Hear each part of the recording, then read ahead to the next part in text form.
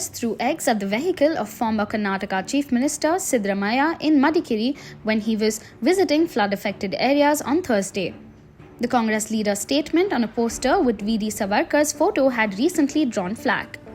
It was unnecessary to put up V.D. Savarkar's pictures in Muslim-dominated areas, which could only provoke and aggravate the existing tension, he said.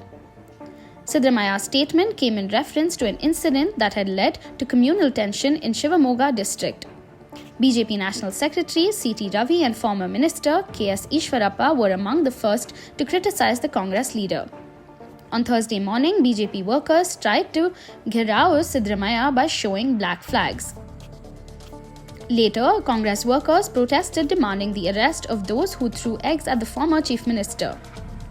Kodagu District Superintendent of Police Captain M.A. Ayappa visited the spot and assured the Congress protesters of action.